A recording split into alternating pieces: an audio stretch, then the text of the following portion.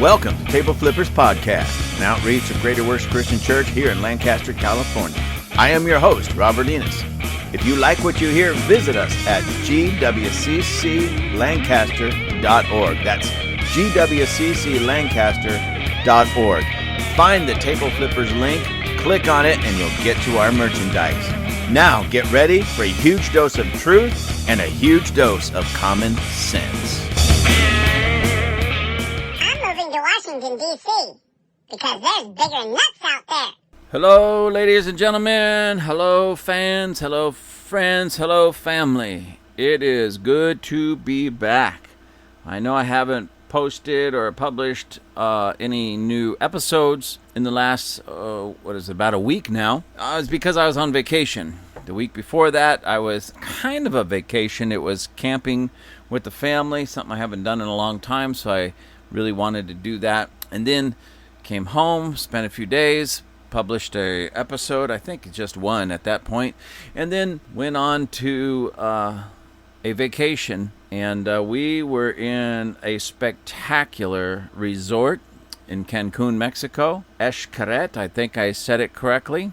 It's spelled Xcaret, I believe is how it's spelled. Ladies and gentlemen, one of the greatest, the nicest resorts I've ever been to, for many reasons. There was so much to do, and yet it was so relaxing. The weather was perfect, but the facilities were phenomenal, were just spectacular, and that's what amazed me the most. Now, I've been telling everybody that Xcaret is the Disney of resorts, all-inclusive resorts. And I almost don't like saying that because of what Disney has become, but I'm referring to old Disney. I remember going to Disneyland as a kid, and there wasn't a piece of gum on the ground, there wasn't any trash on the ground, there wasn't any chips in the paint anywhere, there wasn't weeds in the flower beds. It was perfect. And they took a lot of pride in what they created. Mr. Disney did, and the Disney family. And Xcaret was very much like that. They had people literally out there raking the sand on their beach. They didn't have a big one, but their beach and their beach area and their lounge area where there's like a lagoon, I should say, more like a lagoon. And they were just making it look clean. They were making it easy to walk on. It was spectacular. The food was spectacular. The service was spectacular. The grounds were spectacular. And even though they're not giving me any money or endorsement, I'm just telling you it was beautiful. So if you're into that, please check it out. You know, I'm sure you can find it online. Xcaret, and Cancun. It's, like I said, it's just spectacular. We had a great time. We had a wonderful time. Just got to chill out, spend some time with my wife and some friends of ours, and it was just, I'm not even going to say it was relaxing in the sense of all I did was just lay around, because we went on speedboats. I don't know what they call this thing. It was more like a splash boat. We went on a huge catamaran that just sailed around. That was really nice. We went on some little kind of Jeep-like ATVs that went through the jungle, and they kept yelling at me and telling me to slow down. We went in caves. We went in kind of a lazy river kind of a thing, but through the caves underground. It was spectacular. It was just really great all the way around. So when you have a great resort and great friends and great company and a great wife like mine, you just have a great time, and you don't even have to go spend all that kind of money at a big fancy resort. You could just do that hanging out in the weekend. But nonetheless, we had a great time, and I hope that all of you are able to, go do something, pamper yourself just a little bit. You deserve it. You're worth it. You're a person of great value. Always remember that. You are a person of great value, so never sell yourself short, and have a great time. Xcaret was awesome. Now, there's some things I want to talk about today. I have an article that I want to read to you in just a moment and talk to you about something, but it's about this ongoing discussion, debate about the debt ceiling. And I'll be honest with you, there's certain things in politics that really bother me to the point that I just get so frustrated. I want to throw things, I want to scream. And since I'm not a liberal giving the liberal scream, you've seen those purple-haired people that just scream. I mean, something they don't like, and they just scream. They drop to their knees and they just scream. It's the weirdest thing, ladies and gentlemen. But nonetheless, maybe, you could Google the liberals scream, watch some videos, watch some clips of them. And on one hand, it's kind of funny when you're just sitting back and looking at it from a comedic point of view, but it's also somewhat disturbing. I almost said scary. They don't scare me. It's just disturbing. So when I say, it's just scary in that regard, but disturbing. These people are disturbed, and it's disturbing. And the reason it's disturbing is these people walk among us, ladies and gentlemen. They drink our water, they breathe our air, they eat our food, and they walk on our streets. And these people are extremely disturbed.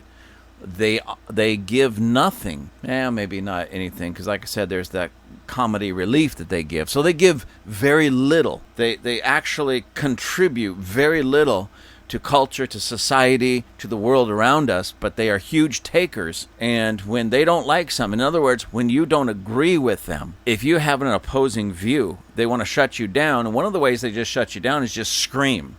So your voice can't be heard, anyways, I don't know how I got off on that. It's just strange. But I want to talk to you about this debt ceiling thing, because again, this is one of those things in politics that I want to become like a screaming liberal and just scream at, because of the absurdity of the whole thing and how we're here, why we're here, and why we're even talking about this. I crunched some numbers, ladies and gentlemen. So I went and I searched. I wanted to find out exactly how much money are we in debt in the United States of America. How much extra money, because that's what debt is. Let's say this. Let's say you make $100,000 every year. And you spend $120,000. Well, you're $20,000 in debt. So the next year rolls around, and you already go into that next year $20,000 in the hole in debt. You get your $100,000, but then you spend another $130,000. Now you're $50,000 in debt. Third year comes by, you get your $100,000, but then you go out and spend $140,000. What's 50? Now you're $90,000 in debt. You're almost in debt as much as money as you make in a year. You've overspent that much. The United States of America, because of our wonderful government, and this is not a Democrat thing. I would love to make it only a Democrat thing, but I can't. Because this is Republican and Democrat presidents and Congress and whoever else is responsible for getting us into. Now, ladies and gentlemen, hold on to your hats. Right now, as we sit, we are $31,460,000,000,000 in debt. I want to say that number again, because it may not, you hear the word million, billion, trillion, and those numbers, and our government has gotten really, really good at spending those big numbers and throwing out those big numbers to the point that most people don't even realize how much money that really, truly is. But I'm going to say that number again. The United States of America is in debt, $31,460,000,000,000. We are that much in debt, or to make it simple, $31.46 trillion in debt. Now, again, if you're in a place right now that you can pull out a piece of paper and write this down just so you can look at it, okay? If you're driving, please don't do this, all right? But if you're sitting at a table at a desk or something, just pull out a piece of paper and a pencil, a pen, and write this down. It would be 31, you can put a comma, 460, put another comma, and behind that comma, put 9 zeros, okay? So it'd be 3146, and then after that, 10 zeros, okay? So if you're going to write it from right to left, the way we would typically write, say, a number in this sense, to get the commas down exact and everything, at least the way they taught me in school, you put 000, comma, 000, comma, 000, comma, 064, comma, 31. And that's a pretty big number, ladies and gentlemen, when you stop and look at it, and now attach a dollar to every one. $31.46 trillion in debt. Now, I crunched some other numbers. I went and found out the U.S. population as it sits right now. And I'm going to try to remember this, but there's what they call a population clock. And this clock, as far as, and it has the U.S. population and next to it world population. It's like a ticker thing. And the U.S. population is spinning pretty slow. You know, it's right now it just turned over 334,791,510, and it's about to click over to 11. And every time it clicks, it means somebody has just been born. And then the world population is spinning, of course, a lot faster than that next to it. So, anyways, let me get back to this. So when I wrote this down on my little whiteboard. So at the time that I wrote this, these numbers down, I wrote down 334,791,460 at that time. Okay, and that was just a few moments ago. Like I said, the number is just continually growing, slowly, but nonetheless growing. So at the time that I wrote these two numbers down, the 31.46 trillion and the 334 or almost 335 million of U.S. population, I then figured out, I wonder how much money, if we were to pay this off today, if we were going to pay this off in one day, how much money would each American have to come up with to pay off this debt? So I did some math. And even though I don't claim to be a mathematician, this was pretty easy math, especially when you had a calculator. So I divided the debt by the U.S. population, and what I came up with was interesting. If you and I, or if we as Americans wanted to pay off this debt, each American, that would be every man, every woman, and every child, regardless of age, all right? Every man, woman, and child would have to come up with about $94,000. Yes, ladies and gentlemen, $94,000. Each American, each of us, 335 million of us, with $94,000, send it into the government to pay off this 31.46 trillion in debt. See, because the reason I did this is because a lot of people just don't understand the overall problem and how we got into this problem, how we get out of this problem, and they push it off. We don't deal with numbers that big every day, and especially when we hear it thrown out there so loosely, oh, millions this and billions that and trillions this, and it's thrown out there so loosely that it loses impact with us. And that's on purpose, by the way. That's on purpose, but nonetheless, it loses impact with us. So we don't really stop and think about, and it doesn't hit us about how much of a mess we are in the United States of America right now. And the reason I'm talking about this is because they're doing this debate over the debt ceiling right now between, the Biden administration and Congress, especially top congressional Republican Kevin McCarthy. He's been spearheading this discussion about debt ceiling. And from what I understand, this is one of those things that I haven't really been following too much because it angers me so much that we're in debt, but secondly, that we're in this kind of $31.46 trillion, and it would take about $94,000 each man, woman, and child in America had to have to give up $94,000 to pay off this debt. And a lot of people say, well, yeah, but it's not our debt, it's the government's debt. Where do you think the government gets their money? From you and I. See, the government doesn't make money. They might print it, but they don't make it. You and I make the money. You and I go to work every day, and they take it from us in taxes. So they would have to take, again, to pay off all this debt, $94,000 from each man, woman, and child in America, on top of what they're already taking in other taxes. That's just not a straight $94,000 and it's over. You don't have to pay taxes for the rest of your life. No, it is on top of what you're paying already in taxes just to pay off this debt. And because government is out of control in their spending, even if they were able to come up with the money, $31.46 trillion right now, and pay off the debt, by this time next year, they would be in debt again. Why? Because they keep spending more than they already steal in taxes. They're taking so much from you and I and then spending so much more than what they take. I said this is just a little side note. I've said this, that if I ever ran for president, the very first thing that I would do as president of the United States of America, would make it illegal for taxes to be taken out of your paycheck, income taxes, to be taken out of your paycheck incrementally, I would force it to be that every American who has a job, there's fewer and fewer of us out there, but who actually work, instead of having the government just take a little bit, you pay a little bit of taxes and it goes and you never see it on your paycheck. As a matter of fact, now you never even see a paycheck because it's all, digitally or electronically put right into your bank account, and you never even see what we used to call a pay stub. And on that pay stub, it would tell you how much you pay in taxes, how much was taken out in taxes, how much was taken out for your insurances and all of that. So if you made say $1,000 in a week, but you only got paid, $750, you could see where that extra $250 went in your pay stub.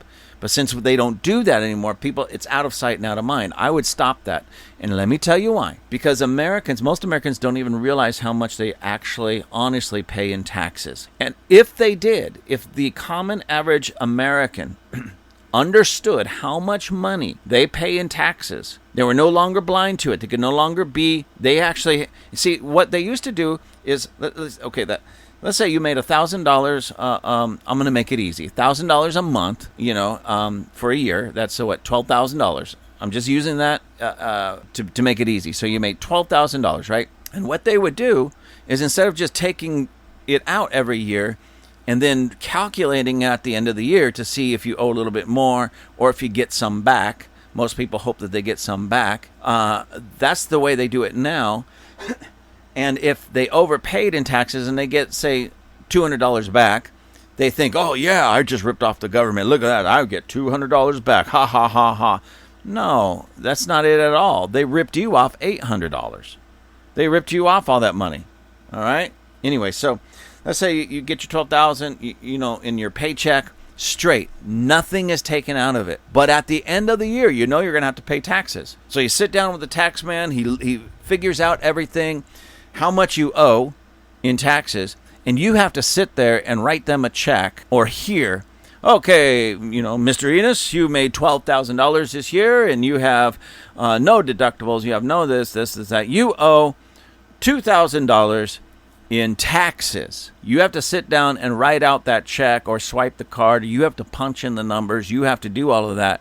And suddenly, when you're sitting there paying the government, you are paying it, coming out right of your hand at that moment, and you realize how much money the government is taking from you. If that were to happen, trust me, our whole economic system, our whole political system would change, because people would be wiser. They would be forced to be wiser and smarter at the voting booth. You see, all these knuckleheads, how did we get into $31.46 trillion of debt? And this is, again, not a Republican thing. It's not a Democrat thing. It's a governmental thing. Both sides. They have both failed us in this area, to the cost of now the only way to pay this off is to increase taxes from you and I, to the point of each and every American that's alive right now paying $94,000 in extra taxes. Not just straight across, extra taxes. So what is the deal here? Why would there be even a debate about raising the debt ceiling? Why is this even an issue? Just common sense says if you have $100,000, you only have $100,000 to spend. Not 120, not 102, only 100,000. But a smart person, and in this case a smart government, a smart president, will say, we're bringing in current taxes our $100,000. That's all we have to spend for the year. I'm cutting spending so that we only spend $90,000. So that next year when we get our $100,000, I got $100,000, of course, plus an extra $10,000 because I cut so much. And if you continue spending less than what you come in, you could actually have a surplus, a true surplus, not a fake, phony surplus like they've tried to use. I remember when Bill Clinton was president, they said, Bill Clinton has cut the debt in America. No, he didn't. What he did was cut the rate of growth of that debt. That's all he did. He didn't cut the debt at all. He cut the rate of growth of that debt. He still incurred debt in his presidency, all right? And guess who gets to pay for it? You and me. Guess who really owes that money? You and me. Please don't think the president owes that money. He doesn't. Please don't think the government owes that money. They don't.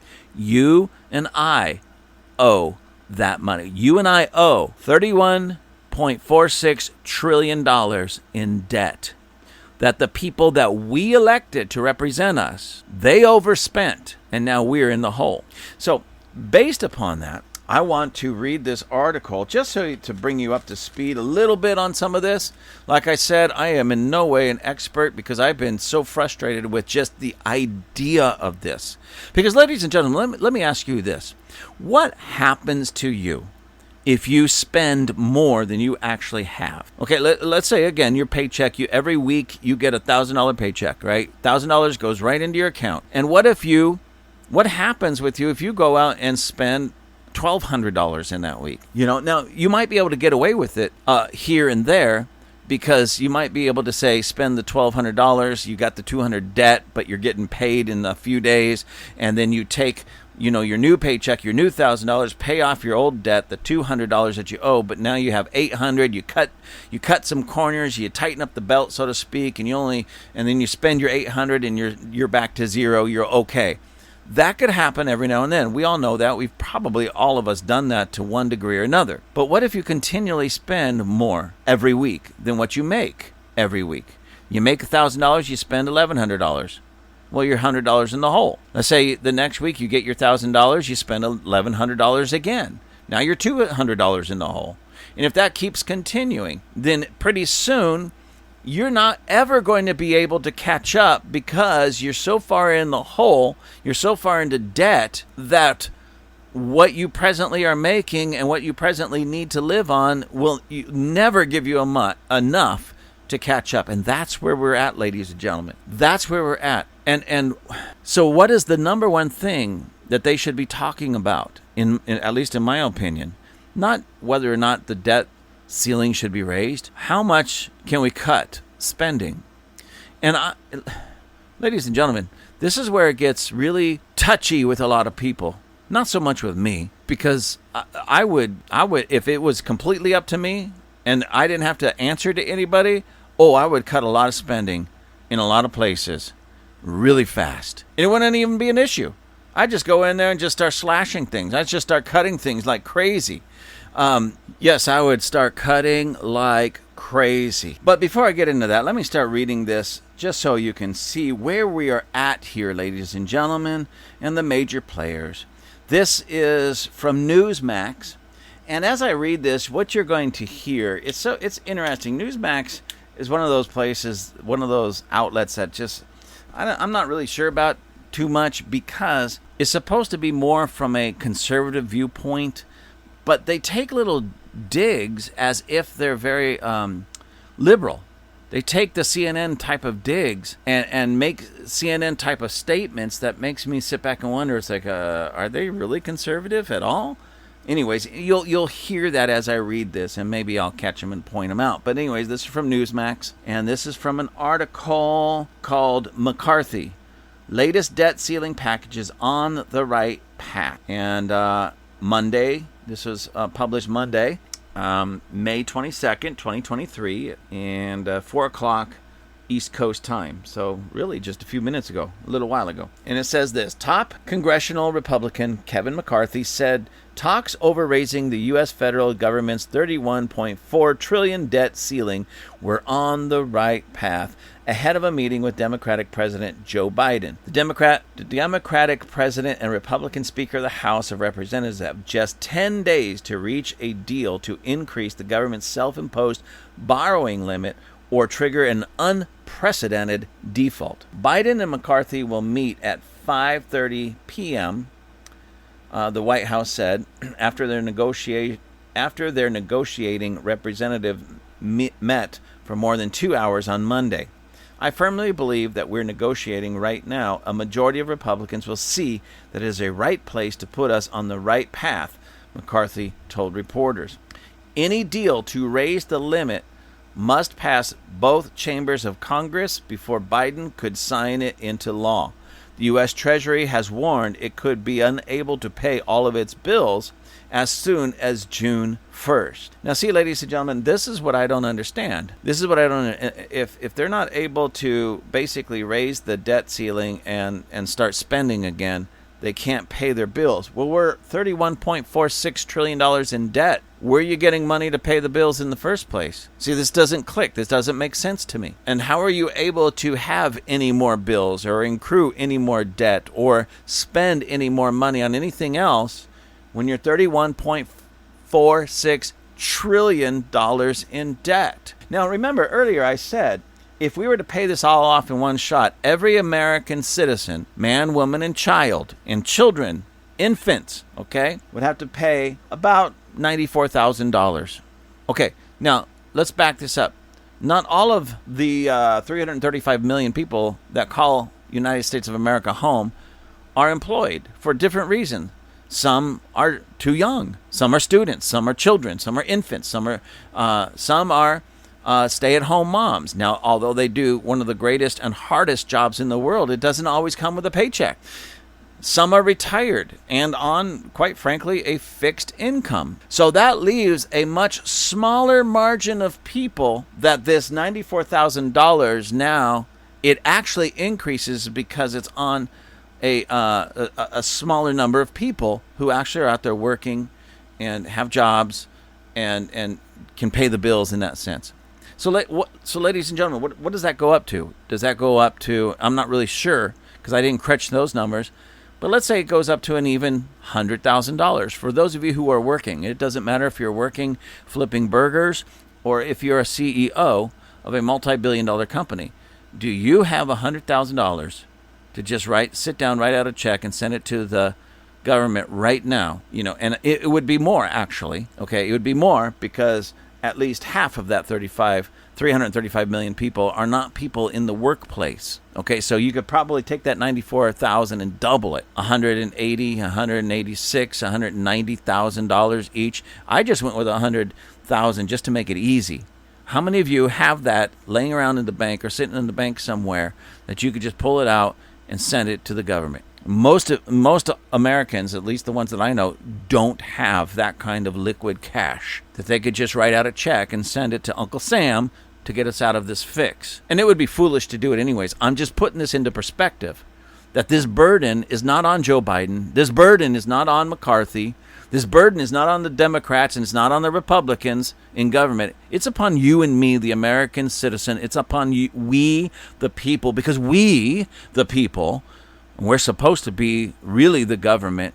We gave our governmental rights and authority and responsibility over to these dimwits in Washington, D.C., and they put us $31.46 trillion in debt. And now they look at you and me and say, listen, you're not paying enough in taxes. When in reality, no, they are the ones spending your money and my money at an alarming rate.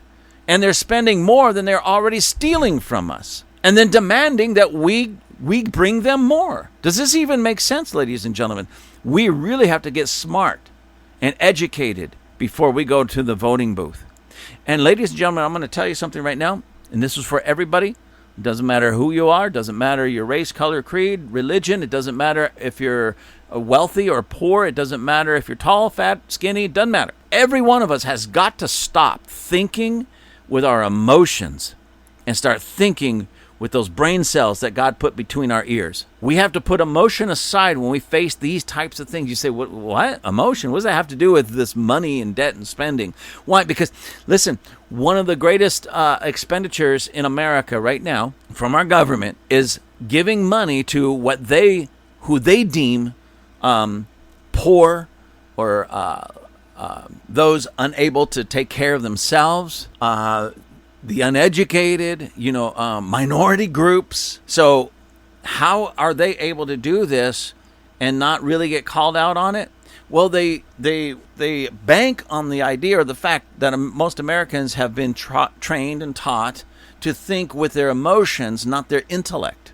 Oh, there's a group of people that are really hungry and starving and they're homeless and they're this and that. Oh, yeah, take government money. See, it's government money. Take government money and give it to them. And there's no such thing as government money. It's your money. It's my money. And they're throwing it away. I think the last time I did any kind of research on the whole welfare program in the United States is for every dollar that's taken, all right, or spent, I should say, every dollar that's spent in social welfare in America at that time, and this has been several years, but at that time, only 30 cents of every dollar actually went to help somebody in need.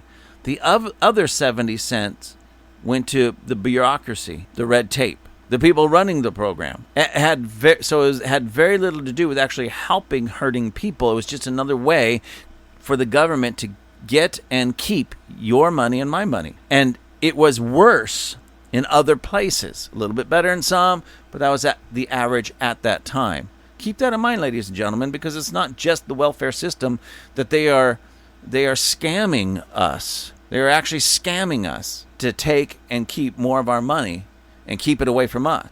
Anyways, let me get back into this.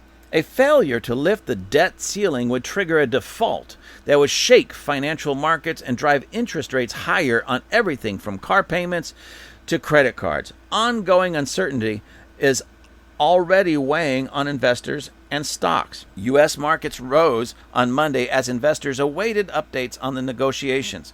McCarthy's Republicans control the House 222 to 213, while Biden's Democrats hold the Senate 51 to 49, making it difficult to reach a bipartisan deal that would secure enough votes to pass. It will also take several days to move legislation through Congress if and when Biden and McCarthy come to an agreement. McCarthy said that a deal must be reached this week for it to pass Congress and be signed into law by Biden in time to avoid default. We can get a deal tonight. We could get a deal tomorrow, but you got to get something done this week to be able to pass it and move it to the Senate, McCarthy told reporters. A White House official on Monday said that Republican negotiators had proposed additional cuts to programs providing food aid to low-income Americans, adding that no deal could pass Congress without support from both parties. I want to read that again, because this is the part, again, even where Newsmax says this. I love the way Newsmax throws this out. A White House official, so this is Newsmax, supposedly saying what a White House, a Biden, Democrat, liberal White House official said on Monday. He said that Republican negotiators had proposed additional cuts to programs providing food aid to low-income Americans, adding that no deal could pass Congress without support from both parties. Why was that said in that way and written in that way? It's to play upon the emotions of the American people. That if McCarthy and the Republicans get what they want, people are not going to eat. Well, ladies and gentlemen, this is where you and I need to be smart enough, brave enough, and just have enough common sense to put aside our emotions for just a minute and ask the right questions from intellect. Okay? And one of the questions that we need to start asking is, why is it government's job to feed these people? Why is it government's job, especially when we know that if the government takes $1 from one person, saying they're going to use that dollar to help somebody else, only 30 cents is going to get to that other person, and the other 70 the government is going to keep or burn up and use up in bureaucracy. You see, the government is mindless, faceless, nameless. It's an entity, all right? It's a program. It has no compassion, ladies and gentlemen. Stop being fooled by them, thinking that if these Republicans get their way, people aren't going to eat. It's not the government's job to feed anybody. Then you might say, well, where are these poor people going to eat? How are they going to eat?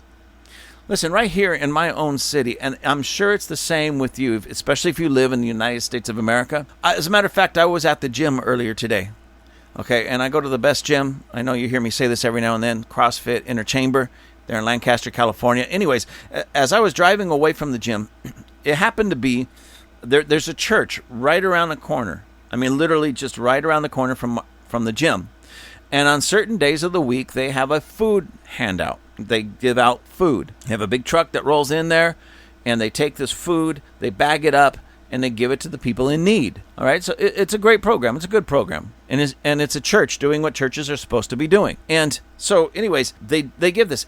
And there's a line of cars that literally goes down the street from in front of the church, down the street, and it hooks around the corner and goes down the street the other way. And I've seen somewhere in the neighborhood of 50, maybe 60 cars out there full of people waiting for them to start the giveaway for the food to get food. And I happen to know this pastor, and they not only give out food and things of that nature, and they do this every week, but they have a mobile shower unit where they can roll up this mobile shower unit and give people showers and stuff. So if there's homeless people that just want to get cleaned up, a shower, maybe a shave, a haircut, whatever, they roll up and they can do that for them and feed them and everything.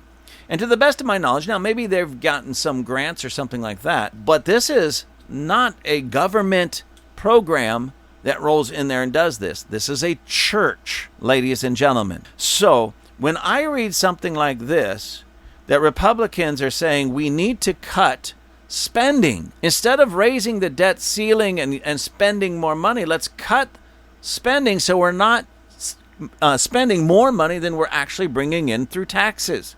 And now the Democrats and here, even Newsmax, oh, the Republicans want to cut these programs, and now people are going to go to bed hungry. Oh my gosh. Wah, wah, wah, wah, wah, goonie, wah, wah, wanny, wah. I am so sick and tired of this kind of nonsense, because I know with every fiber in my being, I've been in the ministry now for a long time. How old am I? I've been in the ministry for 33, 34 years. I've been part of these feeding programs. I see where the food comes from. I see how much is given away free to people that are in need. And I see often, not always, but often, there is no government program, no government agency. As a matter of fact, the government programs and agencies just get in the way of Christians just wanting to be good Christians and help people. And that's the truth. They actually get in the way of this. And I know of several churches here in my own city that have food giveaways and such. I knew of a church, I wasn't too happy about this at all, that was out finding these homeless camps where people were having makeshift, just little homes that they maybe out of cardboard or things of that nature. They were buying tents and then giving them to the homeless people. And then these tent cities started popping up everywhere out here. I wasn't too happy about that, because that just incentivizes, in my opinion, homelessness instead of helps people want to get off and get away from that. But nonetheless, so back to this. Ladies and gentlemen, stop thinking with your heart and start thinking with your head. Your heart is not a very good brain, all right? Your heart is not a very good brain. Your brain is a perfectly good brain. Ladies and gentlemen, God has given us all a brain and is perfectly good. Let's start using them. So that when we read things like this, that a White House official on Monday said that Republican negotiators had proposed additional cuts to programs providing food aid to low-income Americans. We should rejoice in that. We should absolutely rejoice in that, because the government's, number one, their job is not to feed the homeless and feed low-income families. That's not their job. The job lies with the citizens, you and me, and citizens especially that are in churches and other nonprofit organizations that can do this and do this much, much, much better than the government ever could. The government needs to get out of the business of getting involved in people's business. They need to stop worrying about trying to feed the poor among us and give us, the citizens, the freedom and the means to do that ourselves, because we can do a better job. Anyways, let me get on this. It says cuts and clawbacks. I'm not really sure what that is. Cuts and clawbacks. But anyways, it says Republicans are pushing for discretionary spending cuts, new work requirements for some programs for low-income Americans, and a clawback of COVID-19 aid approved by Congress but not yet spent in exchange for an increase, which is needed to cover the costs of lawmakers' previously approved spending and tax cuts. See, again, Newsmax should know better. Okay, so it's talking about needing money to cover the costs of tax cuts. Do you see how they twist that? And that's a liberal tactic right there to make you think that if the government, again, let's say you make your $1,000 a week, your taxes, I'm going to make it easy, are $100, right? That's what you give in taxes right off the top. And then somebody comes along and says, we're going to give you a tax cut of $10. So now instead of $100, you only pay $90. Well, that's great for you because you get to keep $10 more of your money. That's what tax cuts do. It lets you, the person who earned it, worked for it, keep more of what you worked for. That's phenomenal. So now the government has $10 less to work with. How are we going to pay for that? Where are we going to find this extra $10? That's how the liberals spin it to try to make you and I feel guilty or that it's wrong to actually keep more of our money. But here's the real deal, ladies and gentlemen. When you and I, when the average American, when human beings in general have more money in their pocket, all right, and taxes go down across the board, that usually means prices go down because even the stores, the supermarkets, all of that, they're not paying as much money in taxes. They have more money, so they can lower the prices on things. Now, more people can get out there and spend a little bit more money because prices are down and they have more money in their own pocket to boot. So they tend to spend more, which puts more money in circulation, which means more money in circulation means more tax revenue coming into the government without any burden attached to it. The way you cover the cost of a tax cut is with tax cuts. That's how economics work, especially on the large scale. The Democrats don't want you to know that, and a lot of the Republicans don't want you to know that, but that's just the truth. That is just the truth. Anyways, let me go on. I will get through this article someday. Democrats want to hold spending steady at this year's level, while Republicans want to return to 2022 levels. A plan passed by the House last month would cut a wide swath of government spending by 8% next year. Well, woohoo! 8%. 8%. So that doesn't mean that our debt will start going down. That just means it'll grow slower. And at 31.46, just the interest on that we can't keep up with, ladies and gentlemen. So an 8% cut is nothing. And it says Democrats want to hold spending steady at this year's level. Republicans want to return to 2022 levels. And both of those are just as stupid as it sounds. I mean, because in 2022, we were spending way more than we needed. And certainly in 2023, we're spending way more than is needed. I have an idea. Number one, let's do this. First, every elected official in the United States of America at every level, Congress, Senate, Assembly, all of them, mayors, city councils, all of them. We should have a term limits on all of them, just like we do with the president, term limits on all of them, okay? 2, since there is term limits, and let's say they can only do 8 years, 2 4-year terms, just like they do the president, fantastic. Then we have to understand that that's not a career. That can't be a career. Let's stop paying them career-like salaries. Sure, they should get paid something, and sure, they should get some perks while they're in office. But do you understand that if somebody gets elected in Congress, this is true, look this up, they get elected in Congress, they're going to make buku bucks as it is. And let's say they only last one term, because they have to go to re-election, right? So let's say they're only in there 4 years, one term. I think it's 4 years. But one term, 4 years. They make that same paycheck for the rest of their life, even though they only served 4 years. Yes, ladies and gentlemen, that's part of their, retirement program. They make that same. We need to cut that. That needs to stop. That needs to stop. And again, while they're serving, I think they should make a pretty decent paycheck. I think they should have full medical and dental and things like that. Why? While they are serving. But once they leave office, no. because that's not supposed to be a career job. That's not supposed to be a career. They are supposed to represent you and I, we the people.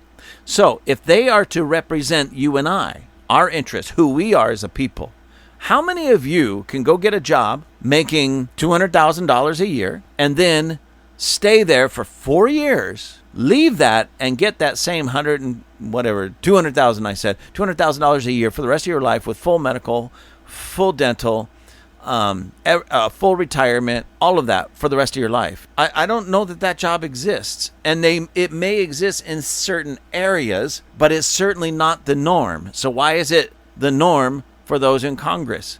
They're supposed to be our representatives, yet they act as if they are royalty and we are their subjects. And we just need to be shut up, sit back, and do as you're told. That's the way they treat us. It's time to flip the script, ladies and gentlemen. It's time to flip the script. You know how much money we could save on just we could save a ton of money just right there. Now, will it take a big old huge dent out of the national debt immediately? Of course not. But when you get people in there that they know, no matter how, even if they get reelected, they can only be there 8 years, and they're not making this a career. This is not a career job. Then, number one, you're going to only have people that are going to run that are serious, that are going to make the best of those 8 years because they're not looking at it as a career. You're going to have people that are going in there. There's no special interest because the special interests bank on the fact that that person could be there for the next 30, 40, 50 years. So let's start doing all these backroom deals and grease the palm, so to speak, and get as much out of this dude as we possibly can. Well, if that guy's only going to be there 8 years and he's making just enough money, like let's say it's 8 years and he's only bringing $100,000 a year for those 8 years, and he's got full medical, dental for his family and everything, but only for those 8 years. Well, it's far less likely that he could be bought by the special interests. He's in, does his job, gets out. That's it. And what if it wasn't a full-time job every day, 365 days a year? What if Congress, just like in the old days, when our country first started, they went in, they hammered everything out for, 3 or 4 months or whatever it was, and then they went home back to their businesses. And they only did that. And if there was an emergency, they were called back. But that's it. You know how much money we could save and how much better this would be? Because those guys that were there, let's say they could only go into Washington, D.C. for, say, 3 months out of the year. And in those 3 months, they had to cram everything and hammer everything out and argue and fight and fuss and get as much done in those 3 months. But at the end of that 3 months, it's over. Then they go back home. Well, they go back home to their community, to their cities, to their homes, to their families, to their jobs. They go back home to, again, back in the old days, to their farms. In other words, they understood the people of their cities, of their town, of their states, of their regions, of their communities, because they were part of them. Have you noticed that these guys, they get into Congress, they go off to Washington, and the only time you see them at home is when it's a re-election time, and they're schmoozing the people. I'm one of you. No, you're not. You don't even remember us. You don't even know what's going on in your own community that you represent. You're there making millions off of these backroom deals because somebody comes to you and says, "Hey, if you pass this, here's $1 million. We got 10 more waiting for you if you get this passed." What do you think Big Pharma has been doing? What do you think all of these big companies, Silicon Valley and all of that, they have been doing this with our government for years. That's why they're so corrupt and so evil, because nobody in government's going to, kill the cash cow and bring these people down. We could stop that by doing these two things. Term limits, number one, and then have the sessions, have them where we're typically, 3, maybe 4 months out of a year. That's it, except for extreme emergencies. That's it. Oh, and cut down their pay that they only get paid while they're in office. And that's it. Not for the rest of their life, just because they were there for a year or 2 years, 3 years, whatever. It's ridiculous. And then, again, back to this. So Democrats want to go just stay at current spending levels, which is out of control. And Republicans want to go back to 2022, last year, which was out of control. So whether you're a Republican or a Democrat, you get your way in that. It's out of control spending. Ladies and gentlemen, don't be fooled by this. Let me finish this. I think I'm almost done with this. I hope. It says Biden who has made the economy a centerpiece of his domestic agenda. Can you believe that? I'm sorry, but this dude, his domestic agenda is the economy. The economy sucks. It is so bad right now. It is so horrible. And Biden is really, as far as what you and I deal on a day-to-day basis here on ground zero, this is Biden's economy. You're paying more money, you're making less money, everything's up and down, you're losing your investments and everything, and he's making that the centerpiece of his domestic agenda? What? And he's seeking re-election. He said he would consider spending cuts alongside tax adjustments, but the Republicans' latest offer was unacceptable. The president tweeted that he would not back big oil subsidies and wealthy tax cheats while putting health care and food assistance at risk for millions of America. So here's the thing, ladies and gentlemen. Again, please put your emotions aside for just a moment, okay? The Democrats are, Biden here, the Democrats are trying to fool you. We are going to stand against big oil and the wealthy by giving, let me put it this way, by giving your money to the non-producers in this country. We're not going to help the producers in this country, the big businesses like the oil business that actually create more and more and more jobs for Americans so they don't need assistance, but we're going to take money from them and from you and give it to those who offer very little, if anything, to the overall economy, to this nation. When you put your emotions aside and can see clearly, because you're not looking through the lens of your heart, but the lens of your intellect, you understand how foolish this is. We should, ladies and gentlemen, we should be doing everything we can do for big business to thrive, not just survive, but thrive in this country, because they are the ones that create wealth and create jobs and create the well-being for the people they employ and the people around them. Anyways, both sides must also weigh any concessions with pressure from hardline factions within their own parties. Some far-right House Freedom Caucus members have urged a halt to talks, demanding that the Senate adopt their House-passed legislation, which has been rejected by Democrats. Former President Donald Trump, a Republican who is seeking another term after losing to Biden in 2020 election, has urged members of his party to force a default if they do not achieve all their goals, downplaying any economic consequences. Liberal Democrat, I want to stop right there for just a moment and comment on that. I would totally agree with that if every Republican and every American with any kind of common sense would agree to basically stand up and tell the truth about it. Because what would happen if we default, things are going to get really bad economically immediately until everything adjusts and finds its footing again. And so what's going to happen? We know the Democrats, especially Biden, because he has the media for the most part, is going to be saying, see, it's the Republicans, it's their thing, it's Trump, it's this, it's McCarthy, it's Republicans, and that's not going to be it at all. That wouldn't be it at all, wouldn't be the truth. So if the Republicans and the more conservative media and just people with common sense would rise up and say, no, this is the truth. This is what's happening, why it's happening, and we can get down to the truth of it. I'm all for it. Let it crash. Let it burn. Let it burn. Anyways, it says liberal Democrats have pushed back against any cuts that would harm families and lower-income Americans, with some urging Biden to act on his own by invoking the Constitution's 14th Amendment, an untested move which the president said on Sunday would face constraints. So again, liberal Democrats saying, now you say, well, the liberal Democrats, they just really love people. They just have a heart and a passion for people. No, they don't. They're the same very people that tell you to go abort your baby. They don't care about people. They care about their power. They care about control, and that's all this is about. Ladies and gentlemen, please, please, please, I am begging you, do not look at this or any other thing that's going on out there, especially when a politician opens their mouth and start talking about how they want to help people. No, they're liars. And I say that about Republicans. I say that about Democrats, especially Democrats. But both parties have this problem. Why? Because they've been trained and taught how to play to the people's emotions more than intellect. And honestly, the Democrats, they are very good at that. very, very, very, very good at playing to the emotions of the people that they supposedly represent. Let me finish up. I'm almost done with this. It says, the amendment states that the validity of the public debt of the United States shall not be questioned, but the clause has been largely unaddressed by the courts. Biden is racing for a solution after refusing for months to negotiate on the debt ceiling and insisting that Republicans should pass a clean, unconditional increase before he would agree to any spending negotiations. So basically what he's saying is, you just pass what I want to pass, then we'll talk about some cuts. It's not the way it works, dude. And isn't it interesting that for months he refused to even come to the table, but now that it's crunch time, he wants to. This is all on purpose, ladies and gentlemen. Why?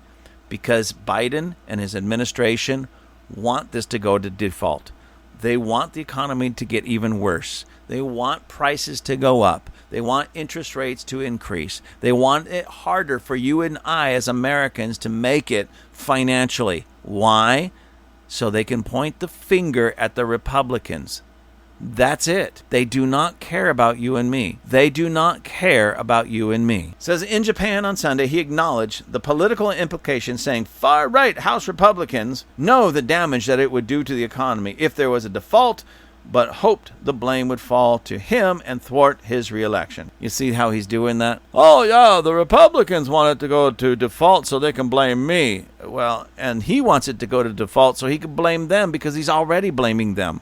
Do you see how this works, ladies and gentlemen? This is nothing but politics. This is all politics. Two people, it's like two dogs fighting over a bone. And what is the bone? The hearts and the minds of the American people. Congress 3 times raised debt limit under Trump without a similar demand from Republicans for sharp spending cuts.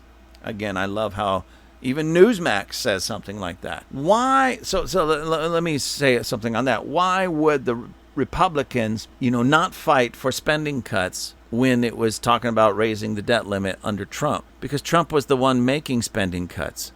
He was the one cutting taxes, making spending cuts. He was, because of his policies and what he was doing, we had one of the strongest economies this nation has ever seen in its existence. Now under Biden, and what is this, year 3 now? Under Biden, we have one of the worst economies that this nation has ever seen. So yes, they should be fighting for spending cuts. And it should be much stronger, much stricter, much bigger than just, as they were saying, oh, now a few hungry people are going to go to bed without eating. No, if they do, I'll be honest with you, ladies and gentlemen, again, intellect over emotion. There should never be, in the United States of America, anybody going to bed hungry. We throw away from supermarkets and processing plants, we throw away more food. So much food we can feed ourselves again. There shouldn't be a hungry person in America. So if these people are truly, genuinely going to bed hungry, it's not the government's fault. They need to get out of it completely. And it's not even the church's fault. It's not people it's their own fault. We live in one of the greatest, most abundant nations on the planet, and one of the most abundant nations the planet has ever seen. When people go to bed hungry, it's because they're not doing what needs to be done to go out there and feed themselves and take care of themselves. Well, what if they can't? What if they can't? That's what the church is for. That's what these other programs are for. Not government programs, other programs. That's what community shelters are for, where the community comes together and says, we want to help. That's what these people are for. You've noticed, listen, have you noticed how the homelessness problem in America has been increasing radically? Well, how can that be when in America they take so much of our taxes and give so much of that, they spend it on homelessness, only to have it increase instead of decrease? How is that? Because they are doing it on purpose. So I have to agree with whichever Republicans are saying, no, we're going to cut taxes or cut spending in all of those areas. We're going to cut spending in all of those areas. Why? It doesn't work. At least some of those Republicans are willing to admit that what we've been doing all these years isn't working. So let's stop spending money on something that doesn't work. Same thing with the welfare. Oh, I would strip welfare completely. A lot of people say, you're so heartless. You don't want to help people. No, I want to help. I want to help people. I want to help people get up on their feet. I want to help people become self-sustaining. I want to help people be able to take care of themselves. I would completely scrap the welfare system as we know it today. Completely. And I would develop a system that, and we say this all the time, it gets back to the give a man a fish, he eats for the day. Teach a man to fish, he eats for a lifetime. The program that I would create would not be about giving out the fishes, but about teaching people to fish, teaching people how to be self-sustaining. And for the very, very, very, very few that can't take care of themselves because of mental, emotional, or even physical limitations, those would be the only ones that I would help. Maybe like you could say it this way, blindly. Here's some money, we're going to take care of you. Here's a home, we're going to take care of you. But that's very, very, very few in our country. Most of the people that you see out there homeless can take care of themselves. The very fact that they're able to live in a tent or under a bridge and survive proves to you they have the ability to make it. So let's just teach them how to do it. Anyways, back to this. So this whole debt ceiling nonsense is just that again. It's nonsense. This is one of the reasons why I haven't been talking about it. I haven't been focusing on it too much because it so angers me. Because it's so it's one of those things. It just makes me want to throw something at the wall and scream, give you a liberal scream. Ah, it's just that kind of nonsense to me because it's common sense.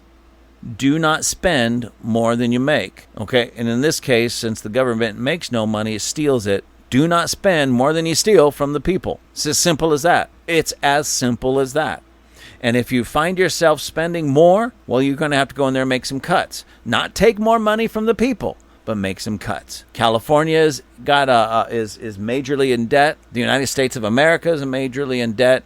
And many of our states are majorly in debt for the same exact reason. The people that are in charge of the spending are spending more than they're stealing. So, ladies and gentlemen, it's time for us to really, truly be a little bit more sharp about who we vote for. And when we go into that voting booth and we mark, whether it's, electronic, paper, whatever, when we go in there, we better make sure we're voting for people that are not going to put us in this type of circumstance or predicament ever again. This is our country. It's we, the people. Now we, the people, we're a little pissed off and we want our country back. I don't do liberal screams. I do chippy screams.